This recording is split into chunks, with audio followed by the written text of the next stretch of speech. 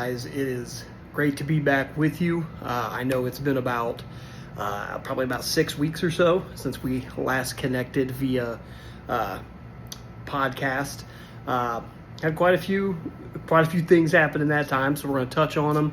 The podcast format is going to kind of change a little bit, or the vlog, however you want to view it. Because the podcast software we were using just got to be a little bit too expensive.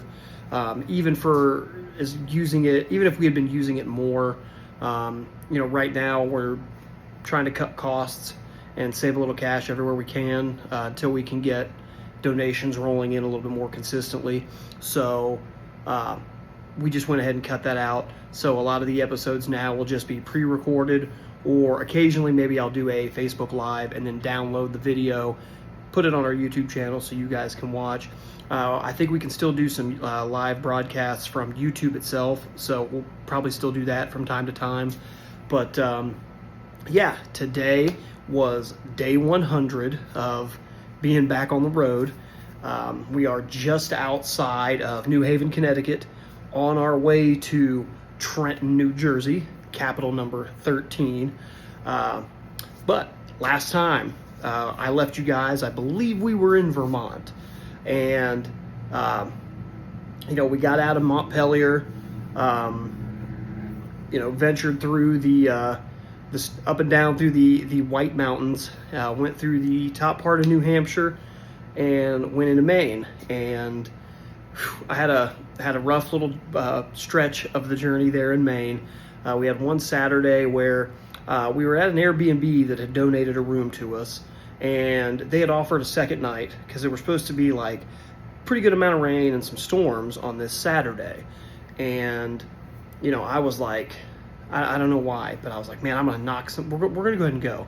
I'm not gonna waste a day. We've had more like 0 mileage days in this first 100 days back than I really anticipated. And we'll get to a few of them here as we go. Obviously the time that I went home and surprised my mom and my cousin for his show was 4 to 6 days. I can't remember. So that was to be expected. Pulling my back early on, I think that was an extra day we had to take off. Later on in Maine, we did have to take a 4-day rest that was due to a foot or an ankle injury that I don't know exactly what it was, but that's what happened. I was leaving Maine, Bethel, Maine, and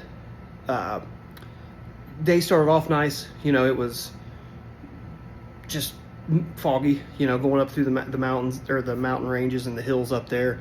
And then 4 or 5 miles into the day, just did nothing but rain. And it was raining hard enough that I had the poncho on. Shout out to Gary for purchasing the poncho for me after we found out that my Columbia, Ohio State colored rain jacket was just probably not as waterproof as I really would have liked it to be.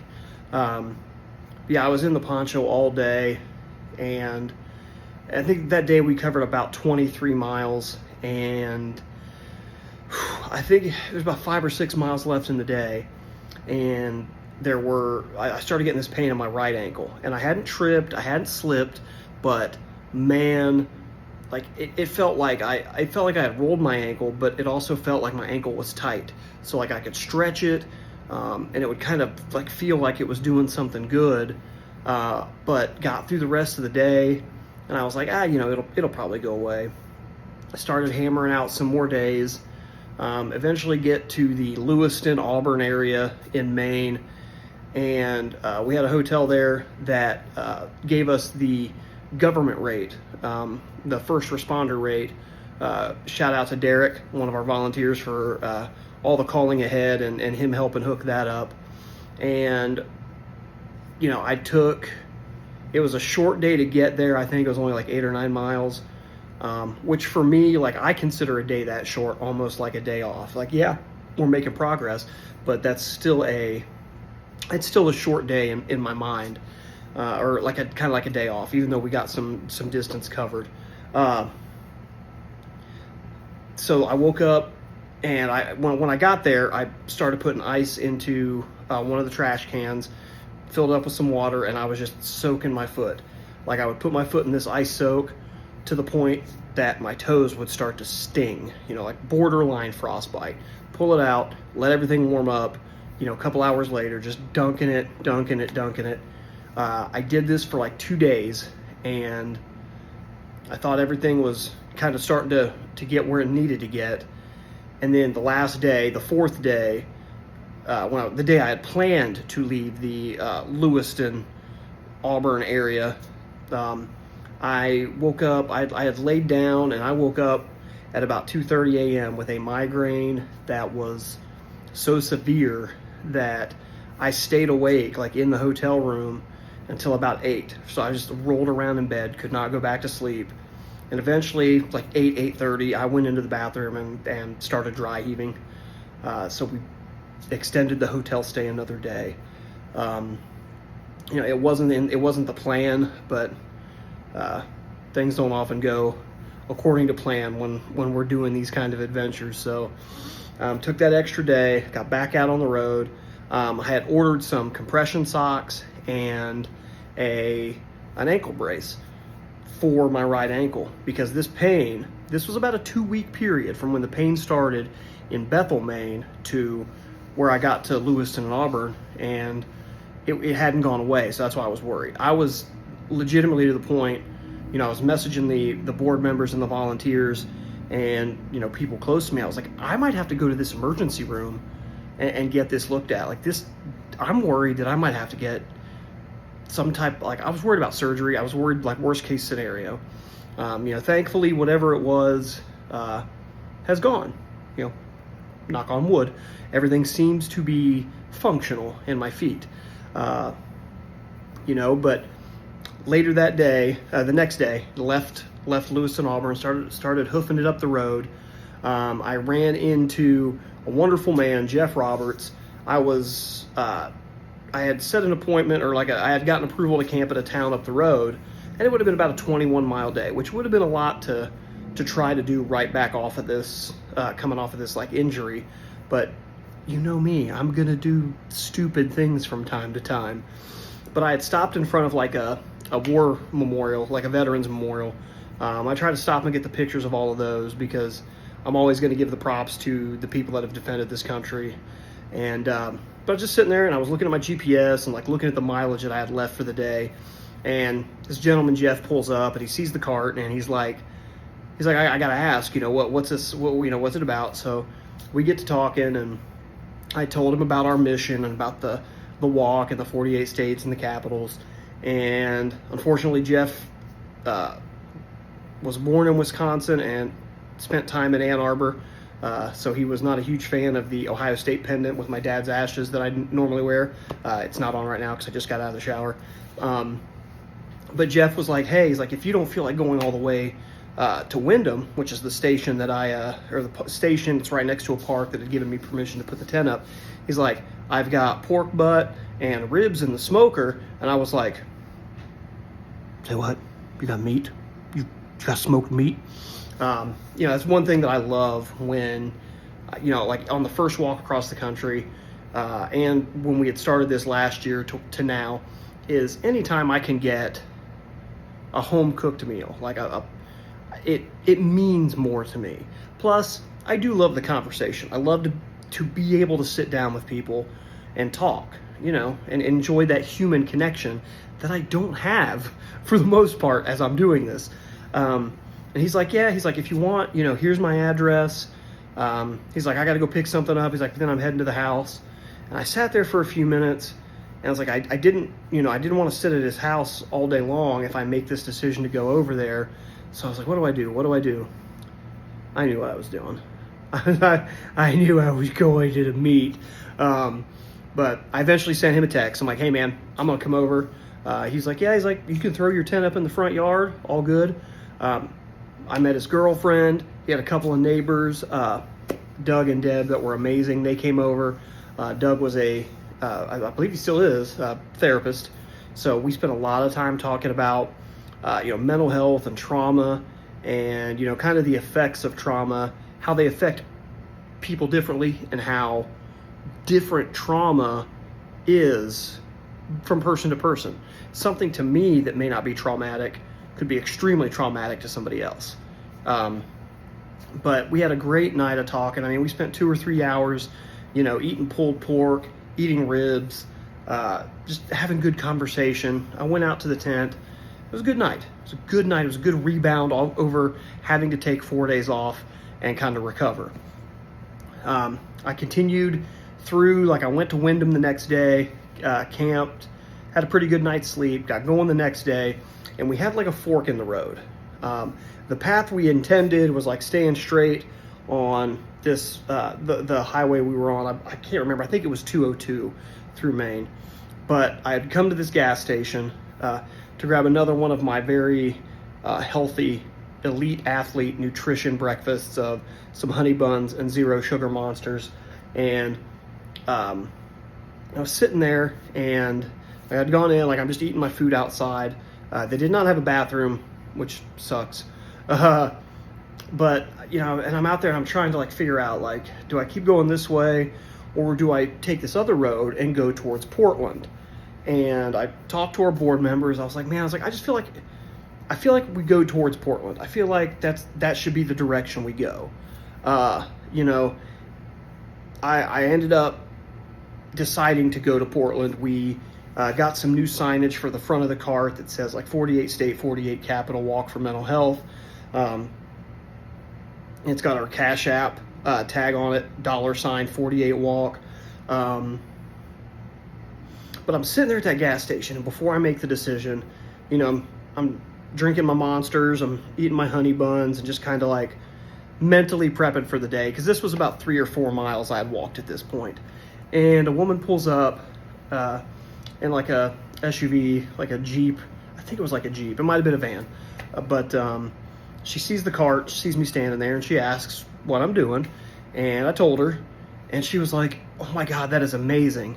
And she goes to grab her kids, her sons, and she's like, "This guy's walking all across the country, for mental health and stuff." And they went in and grabbed me some water, which I poured in my big Stanley jug.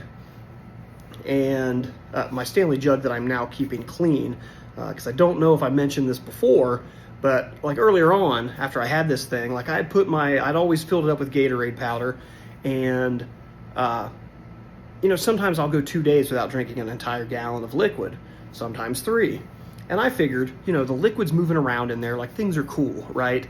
But one day, I had the bubble guts for the majority of the day, and I couldn't figure it out. It's I haven't eaten anything that would cause me to feel like this.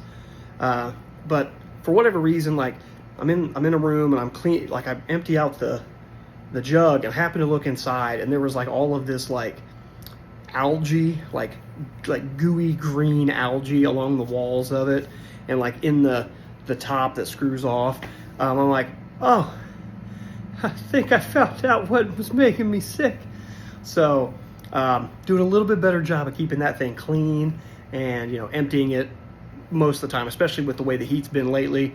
I'm going through a gallon a day for the most part. But I poured the water they gave me in there, and I had a talk with she's like, is there anything that you could tell my boys? And I said, I told the guys, I was like, look,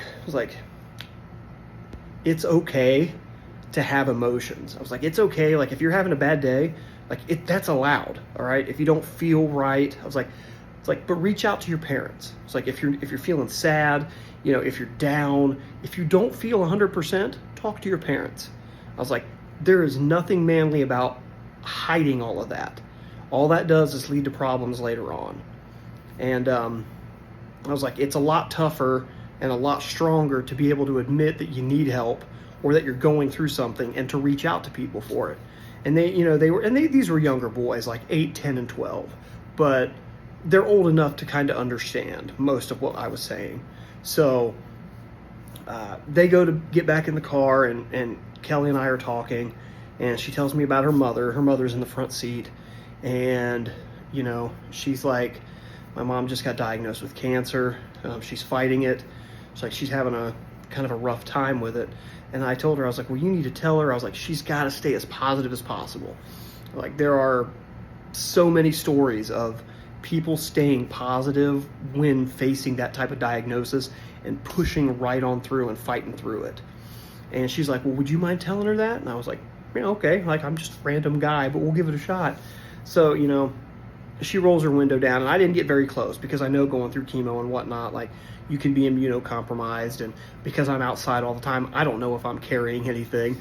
But I that's what I told her. I said, ma'am, first off, I was like, I'm sorry for what you're going through. I was like, but I want to tell you that I pray for you. I was like, I hope you continue to fight. I was like, and you have to. I was like, you have to stay as positive as you can. You have to attack this with the most positive mindset because it will help you. And, she said thank you, and they drove off. And that was when I made the decision kind of to turn to Portland. I was like, man, there are more people this way, and I felt compelled to go that way.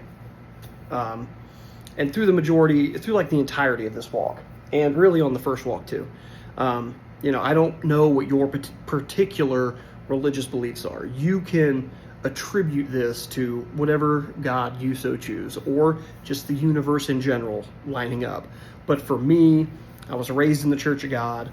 I'm not the greatest Christian in the world, but I believe in God, and He continues to provide me with evidence that despite all the struggles I'm going through as we push through this walk, that I'm right where I need to be. I'm on the right track. I'm where I'm supposed to be. So, like I said, I felt that compulsion to go to Portland.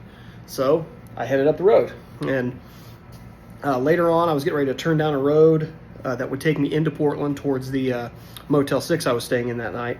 And a couple Wyndham police officers pulled over, and they said, we had some people that had called us because they saw you pushing your cart and were worried because it was a little bit warm that day. Nothing like we've been having. But he's like, I said, no, I was like, I'm good. I was like, they probably just saw me, stretching my hamstrings out or something. I was like, everything's cool.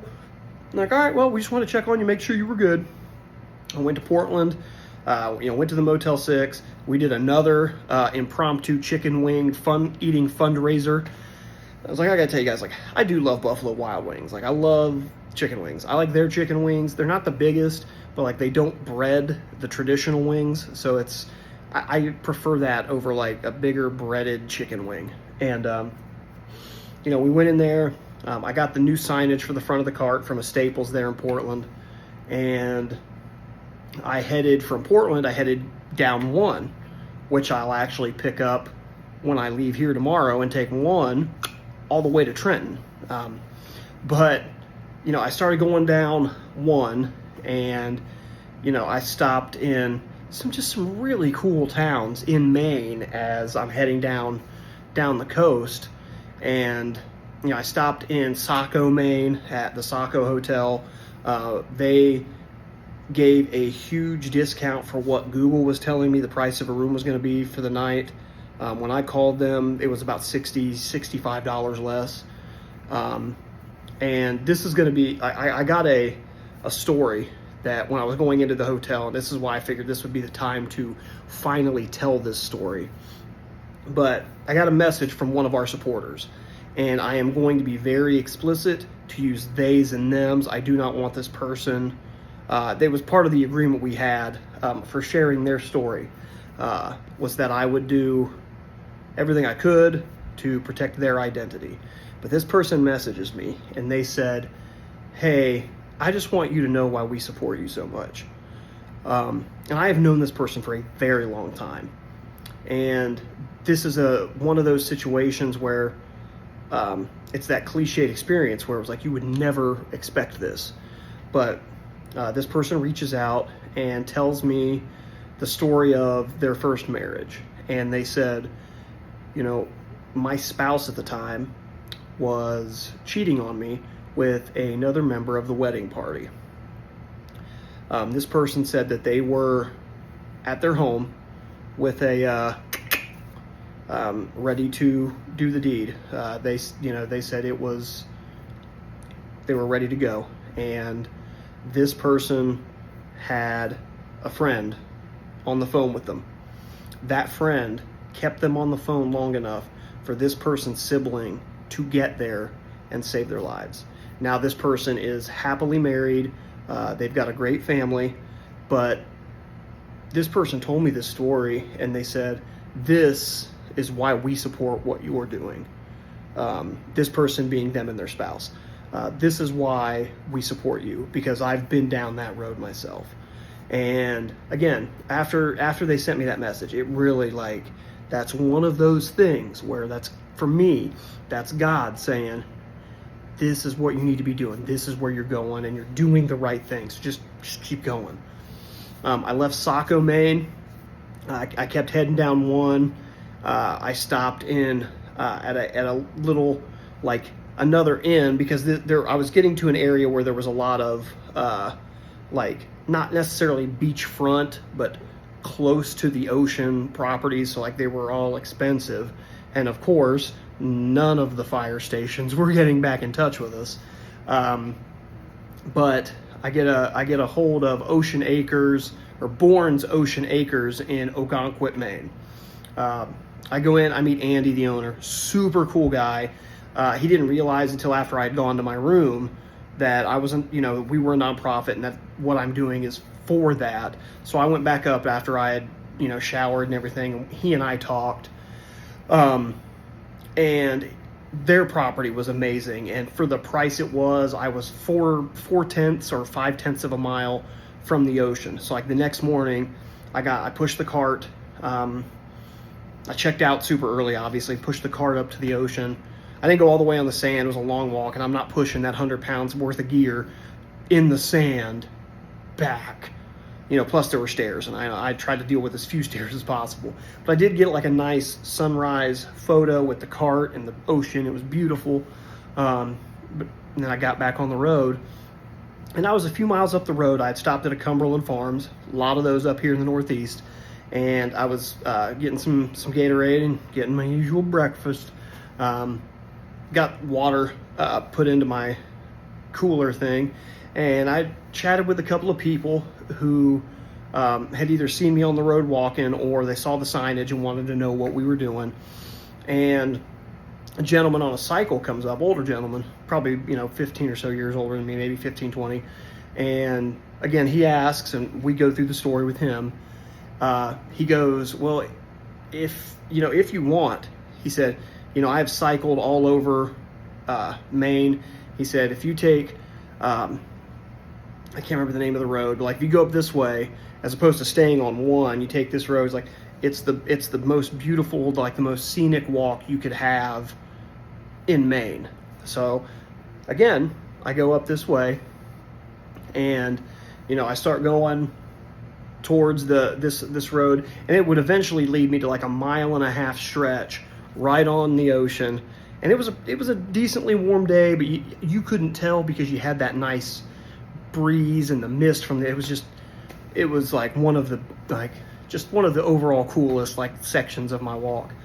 But as I'm walking up, a couple of ladies that had seen me, like I was pushing behind them, and they had stopped to talk. So I said excuse me as I was going past them, and then we started talking, and told them what we were doing, and they was like, oh my God, that is so amazing. Dina and I believe it was Jen. I apologize, it's been such a long time, and I'm very bad with names, but super wonderful ladies. But they agreed. They're like, just be careful on this section of road, you got some blind curves. Even though it's 25 miles an hour, like not everybody drives 25 miles an hour. But yeah, that whole stretch of the walk was beautiful.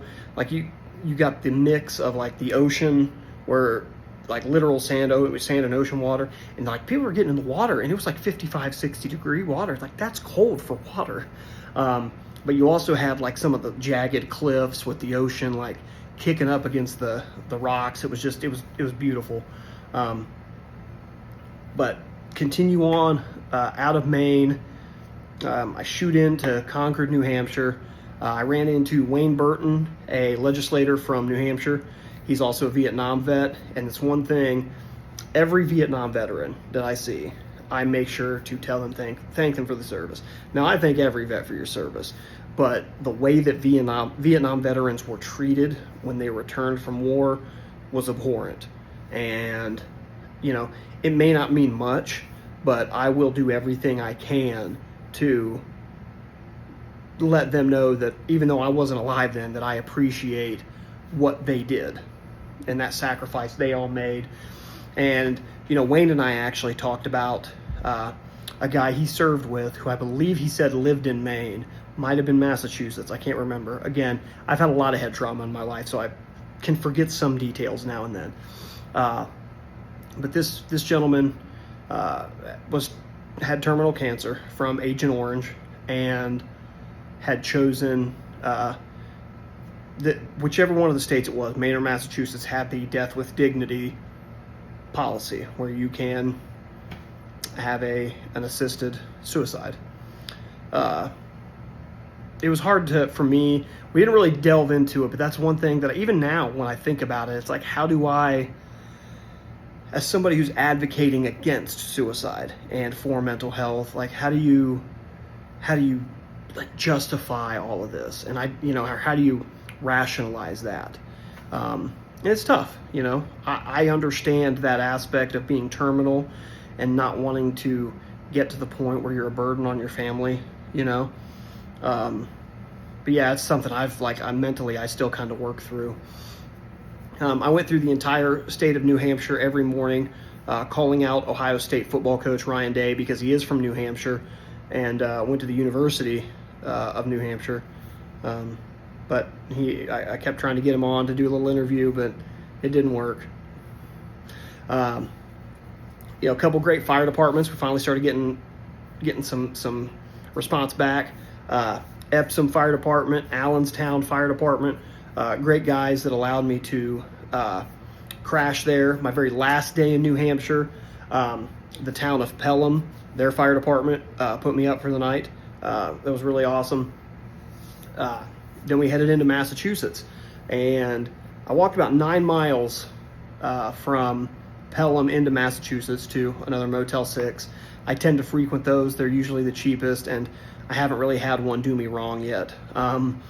Next day, though, I covered 27 miles from where I was at in Tewksbury to Boston for the 4th of July. I was a little bit sad because if I had been able to get up early enough to go to where the Boston Pops do their 4th of July show, I could have watched Leslie Odom perform. Leslie Odom was part of the original Broadway cast for Hamilton. I am a huge musical nerd, and he performed Wait For It from Hamilton, which is like one of my favorite songs. So I was a little bit salty about that, but I caught a great spot over on the MIT side of the river for the fireworks. Got on the train to head back to the hostel that I stayed at, and saw a guy with an Ohio State national champion shirt. So I was like, hey, dig that shirt. Turned out he's from Michigan, but is an Ohio State fan. So there are some smart folks in Michigan. Who knew? I tried to do the Freedom Trail that day, but like with all the people that were in Boston for the 4th of July and like being there by myself, it was very overwhelming. And I think I got a little bit overstimulated because I was like, I can't do this anymore. And I had gotten to the point where I almost didn't even stay out for the fireworks. I was starting to get kind of loathsome. And I did have some kind of down moments while I was waiting for the fireworks. I looked around and I saw these people, just these families, like having a wonderful time.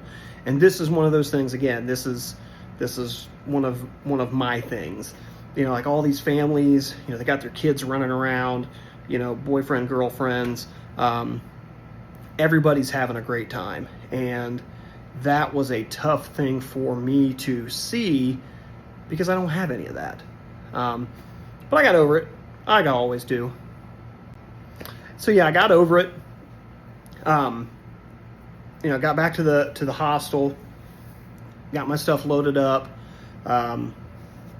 finished through with the Massachusetts portion of the walk, headed over the border into Providence. Got into Providence. I stayed at another hostel. Again, whatever is the cheapest way for us to stay. if we can't get a hold of a fire station. I am still like very wary about trying to stealth camp. Again, simply for the fact that I am very nervous because I'm a self-aware man. I'm a big guy, and it's very tough for someone my size to check 100% of my body for ticks. And that's like one of my biggest fears right now, is that I will get ticks on me, not see them, and end up with like Lyme disease or Rocky Mountain spotted fever. But yeah, we got to Providence. I took an Amtrak into New London to meet with Master Chief James Johnson, United States Navy. He is a guy who has followed both the first walk and this one on 11 Warriors, the Ohio State website that I do recaps from time to time on. And, he took me on a tour of the Delaware, a sub, which was really cool. That was something I was really looking forward to, because it's like, I've never been on a submarine before, and I don't know that I could ever serve on one. That's just, the whole thing is just, it's mind-boggling, the amount of machinery, functionality, people that can be crammed into that tube. But we hung out for an entire day last week. Took the Amtrak back to Providence, and then hit the road walking. Got to Hartford, Connecticut, visited the Capitol there. Because of the proximity of some of these capitals, it's been tough to try to get a hold of any legislators, because everything has also been falling on weekends, which is tough to get people that are in government to be in the office on a weekend. But yeah, went from Hartford to now, like I said, we are currently in New Haven, Connecticut. I have sampled New Haven pizza. It is very good, but I will have to put it to the personal test in a few days when we get to New York City and get an actual New York slice. I should hit New York City itself in about 5 days. We have a short day tomorrow because Milford, Connecticut Fire Department told me they'd let me put the tent up. They'd give me a spot to sleep. And anytime we get a confirmed place to camp, I'm going with it, But then after that, we're going to stick to like 15-mile days.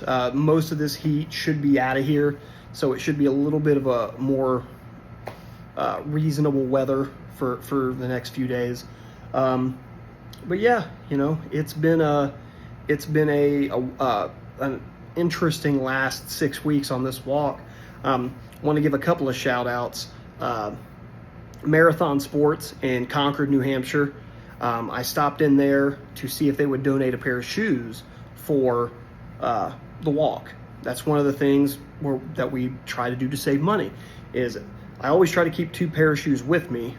That way, if I walk in the rain one day, I can let that pair dry out the next day, have a dry pair to wear. I told him the manager, Max, what I was doing, and he's like, well, what kind of shoes? And I was like, look, you can give me the cheapest shoe you have. If it fits my foot, we'll make it work. And he was like, no. He's like, if I'm going to donate a pair of shoes to you, he's like, I'm going to make sure you're in the right pair of shoes, that you're going to get the most mileage out of it, that you're going to be as comfortable as you can be. So, he had me get on the foot, the sizing little scanner machine, which was, I've never stood on one in my life. At least we've been wearing the correct size of shoe. But he brought out a few different brands. One of them was Topo Athletic, and I used to be a man that was 100% Ultra. Now, I believe my allegiance has shifted, and I am now Topo first and then Ultra, because I've been wearing the Topo shoes exclusively since then, and I have noted between the shoes and wearing compression socks from time to time, especially on my longer mileage days, that the amount of foot pain is drastically less than it used to be. When I was in New London meeting with Master Chief Johnson, we went out to grab some lunch at the Jealous Monk in Mystic, Connecticut, and there was a running store there called Kelly's Pace. And I was like, I'm going to go in here and I'm at least going to ask. They also donated a pair of Topo shoes, so shout out to them. Thank you to everybody that follows along. Like, I really do appreciate you guys. the interactions that I get on the road and the interactions that I get with people through our Facebook page or Instagram or TikTok, like those are the things that kind of help me personally keep pushing forward on days where I may not feel like it, or days where I feel like my effort isn't making a difference, and I worry that I'm not doing enough to try to grow this, or I understand that all of my content that I'm putting out on our webpage is like not groundbreaking or anything like that, and a lot of times it's not even really entertaining. It's just me doing this, but for like a very short amount of time. But the fact that people continue to respond positively, again, it's letting me know that we're doing the right thing, and we as a nonprofit all across the country, me as big dumb guy doing all the walking, that we're right where we're supposed to be. And I want you to know that even though things could potentially be really bad for you, like you could be struggling so much, just understand that you are where you're supposed to be for right now. Keep fighting, all right? If it's a fight that you don't think you can do by yourself, reach out. If you don't feel like you've got anybody to reach out to, please dial 988. Reach out to someone, all right? This fight that we all are going through, and all of us are fighting mental health for the most part in different degrees. I don't think you'll find a human being that hasn't had periods of struggling with their mental health. If you are in a situation where you don't feel like you can go on, just please do me one favor. And this is a piece of advice that I got from a gentleman during the first walk across the country when I would struggle, and I believe it's very applicable. And if you follow the social medias, you've heard me say it plenty of times, and I've probably said it on podcasts, but I'm going to say it until I'm blue in the face. Just get to the end of the day, all right?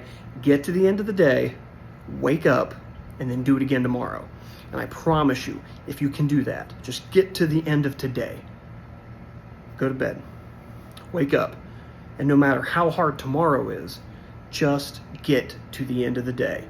Eventually, you can get to the good times. You can get back to the top of the hill rather than being at the bottom, all right? Your mental health is not any different than a person that is struggling with an addiction. It is a one day at a time thing that you have to fight, all right? Whether it's taking medication, trying to see a therapist, and I understand that getting into a therapist can be very difficult, whether it's anybody taking patients, or if the appointments are scheduled so far out, or your insurance doesn't cover it, or covers very little, or you may not have insurance, find someone to talk to. There are people out there, everybody, and if you don't feel like you've got anybody to talk to, dial 988, get on the phone with them. They will help you, okay? They will help you get to the end of the day, all right? Because I know it's cliche and people hear it all the time, but like I would much rather have somebody reach out to us on the Facebook page, and those messages on the actual business page, not our group. The group page on Facebook is for people who may potentially want to try to connect with other people who have a shared experience in mental health. We're trying to foster that community. But if you send a message to the Haul Across the Country page, the one where like only I can post on because I created the page, all those messages come to me. I would rather you try to reach out to me than you not reach out to anyone and then we're reading your obituary, okay? Life is hard, but it's harder if you try to do it by yourself, okay? I love you guys. I want you guys here. You matter, all right? You may not think it. You may not think that your life matters. And I didn't. 5 years ago, after the bike wreck, when I'm in the hospital, I didn't think my life mattered, all right? And I was trying to be done with it.